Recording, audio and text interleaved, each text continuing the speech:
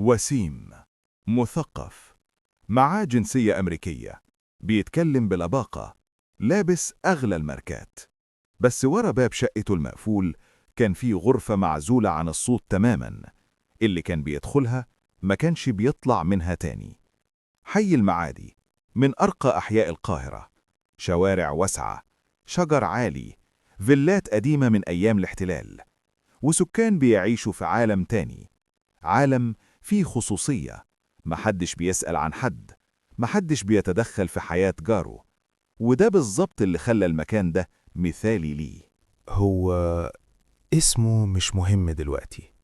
المهم كان بيبان إنه راجل في الأربعينات، طوله فوق المتوسط، ملامحه هادية، عنده كاريزما غريبة، النوع اللي لما يدخل مكان الناس بتلتفت له، مش من خوف، من إعجاب. كان معاه الجنسية الأمريكية، كان بيشتغل مدرس لغات، كان بيتكلم إنجليزي بطلاقة تخليك تفتكره اتولد هناك. عربيته فخمة، هدومه غالية، وابتسامته كانت أخطر سلاح عنده، لأنها كانت مفتاح الثقة.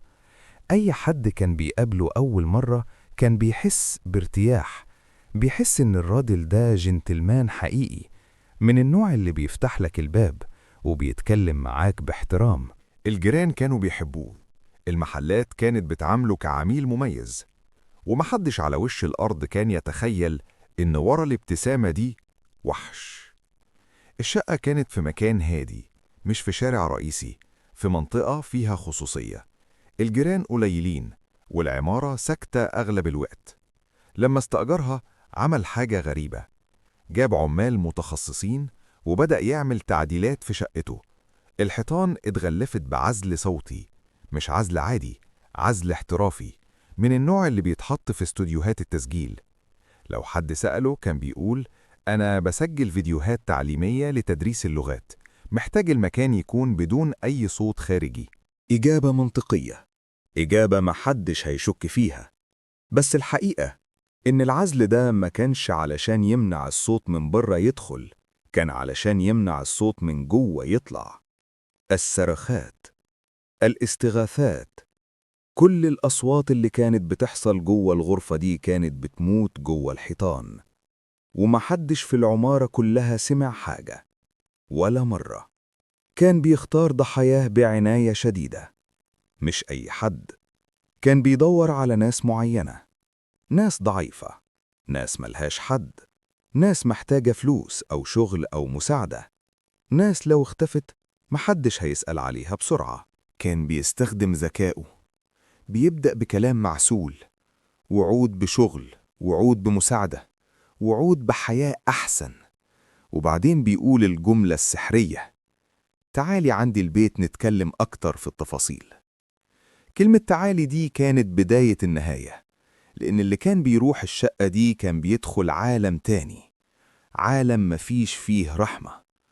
مش هينفع ولا هيصح أحكي لكم تفاصيل اللي كان بيحصل جوه، بس اللي تقدروا تعرفوه إن الراجل ده كان سادي بكل معنى الكلمة.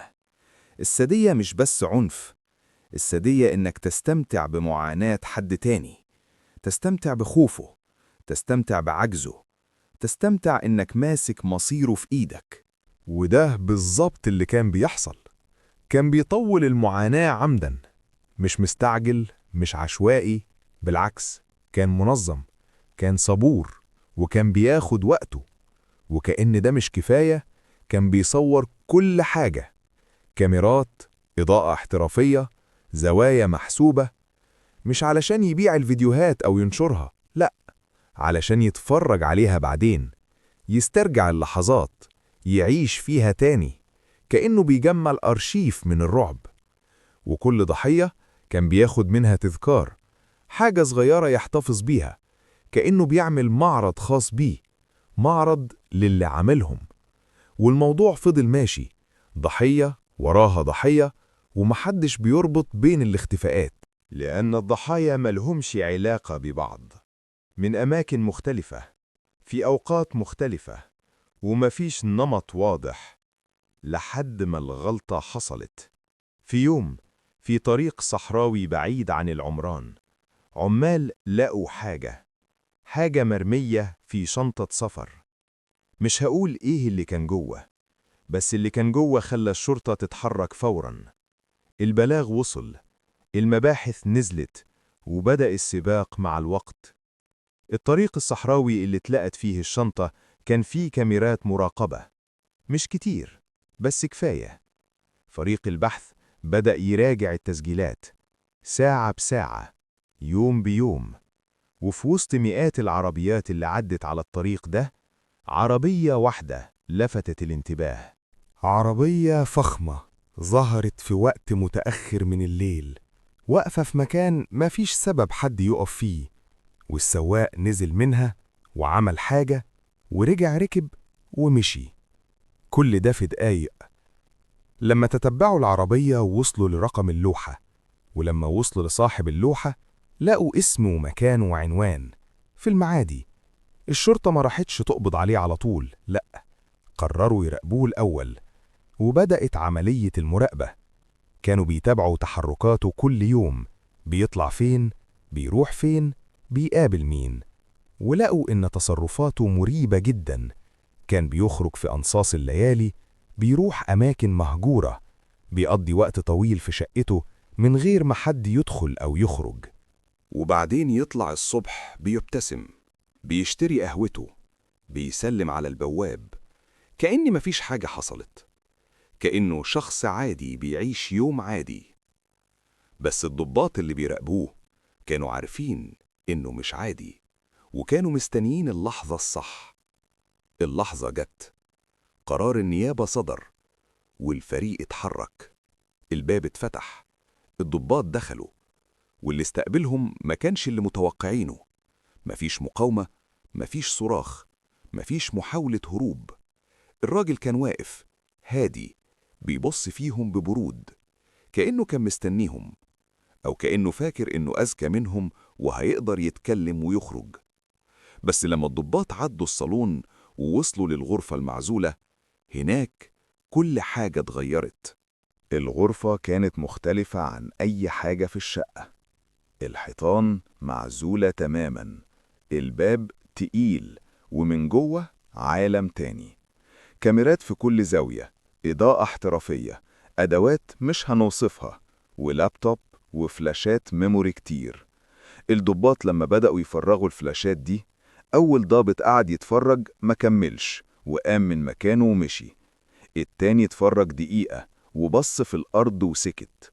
اللي كان متسجل على الفلاشات دي كان بيكشف عن مستوى من الشر مش طبيعي، مستوى من السيطرة والتلذذ بالأذى يخليك تتسائل ده إنسان ولا لأ. وفوق كل ده لقوا التذكارات، حاجات صغيرة من كل ضحية، مرتبة منظمة، كأنه فعلا كان بيعمل معرض شخصي. في التحقيقات الراجل كان بيتكلم بنفس اللهجة المهذبة، نفس الابتسامة، نفس البرود، كأنه بيتكلم عن حد تاني. مفيش ندم، مفيش دمعة واحدة، مفيش لحظة ضعف. لما المحقق سأله ليه ما ردش، بس ابتسم. والابتسامة دي كانت أكتر حاجة أرعبت المحققين، لأنها نفس الابتسامة اللي كان بيقابل بيها جيرانه كل صباح، نفس الابتسامة اللي كان بيستقبل بيها ضحاياه، نفس الابتسامة اللي كانت آخر حاجة ناس كتير شافوها في حياتهم.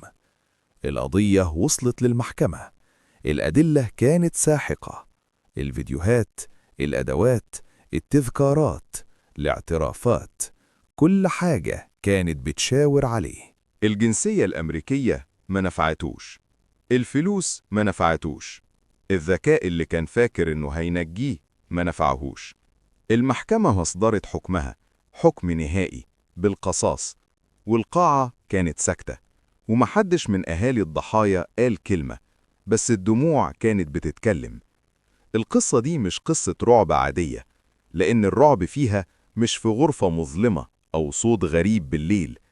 الرعب الحقيقي إن الوحش ده كان ماشي بيننا، كان بيشتري خضار من نفس السوبر ماركت، كان بيقف في نفس الإشارة، وكان بيقول صباح الخير بابتسامة تخليك تحس بالأمان. القصة دي بتقولك حاجة واحدة: الشر الحقيقي مش بيبان على الوش. مش كل اللي لابس بدلة غالية راجل محترم، ومش كل اللي بيتكلم بأدب إنسان طيب. أوقات الوحوش مش بتعيش في الغابات، أوقات بتعيش في شقة شيك في حي راقي، وبتنام على سرير نظيف، وبتحلم بالضحية الجاية. خدوا بالكم من اللي حواليكم، مش كل ابتسامة أمان، ومش كل باب مقفول وراه هدوء.